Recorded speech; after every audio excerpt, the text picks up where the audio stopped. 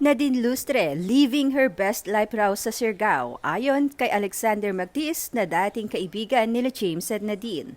Nagbahagi si Nadine ng mga larawan kuha sa Maison Bucana, ang luxury resort ng kanyang boyfriend na si Christoph Barrio, habang nagsasalin ng wine. Ipinopromote ni Nadine ang resort ng kanyang boyfriend maging ang bagong business nila na wine.